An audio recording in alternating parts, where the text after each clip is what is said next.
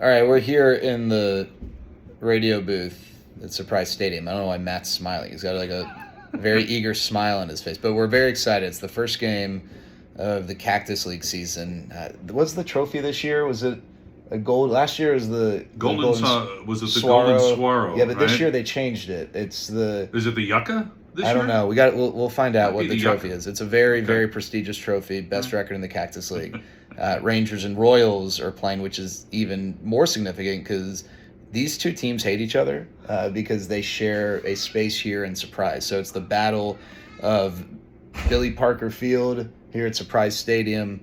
Matt, what are you most looking forward to here in this very important Cactus League opener? Well, we'll see who gets second base because that's the midpoint of the two camps here. Mm-hmm. So it's the battle for second base, and you know, that's kind of cool, don't you think?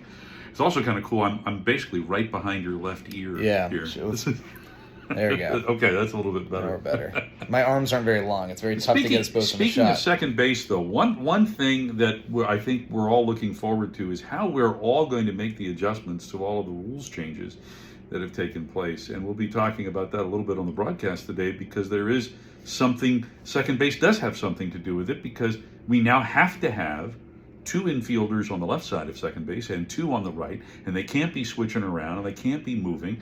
And so there are all kinds of things related to that. But I think the biggest thing is going to be the pitch clock. Yeah, 15 seconds when nobody's on base, 20 when there are base runners or is a base runner, 30 seconds in between hitters. That one probably more significant than people realize. And then depending on whether it's a locally televised, nationally televised game, will impact the in-between inning timer. But I think typically it's going to be 2:15 in between innings. So Right. all in all, probably going to pick up the pace. I'm curious from a broadcast standpoint, we got to get used to saying, hey, 5 on the pitch clock. You know, almost like a shot clock in basketball. I wonder, Yeah. it'd be interesting to see how. So I think how it plays our out. attention is going to be in areas where normally we wouldn't be paying attention to those kinds of things. And, I was talking with one of the new broadcasters for the Royals, Jake Eisenberg, who spent the last couple of seasons in AAA Omaha. And he was telling me a little bit about this, about how you are going to notice a definite pace to the game that's not been there before. You know, in the minor leagues last year, we learned yesterday from the personnel with Major League Baseball that the average game time for games in the minor leagues that had the pitch clock last year was just under 2 hours and 40 minutes. Compare that with the average Major League game time last year was 3 hours and 7 minutes. So that's quite a big difference. This is Walt. He is our engineer in Surprise. Hi. Over there is Eric. He's bending down. Probably bad time for me to. Hey, Eric, you're on camera. You want to wave? Give us a wave. There you go. There's Eric. Jake, by the way, said you asked too many questions. He'd appreciate it if you didn't ask as many questions next time. Okay, he didn't say that, but that's okay. You make up whatever you want to make He up. might have said it. We don't know. Yeah. All right. Can I have from you a name, a guy you are excited to see in spring and why? Okay. Well, clearly, I think everybody's excited to see Jacob deGrom and what he can do, and will he be healthy in 2023?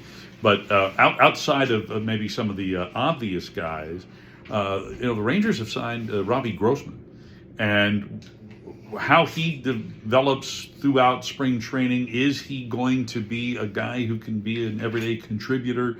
That's one guy that I think I'm most excited to see. Yeah, he's on my list. I think I'm curious. These aren't guys who are going to impact the team right away, but you look at the clubhouse on the major league side, and basically not every, but a lot of the top prospects in this organization are in big league camp. That's not always the case, and so we'll get to see Owen White here in this game, this Cactus League opener.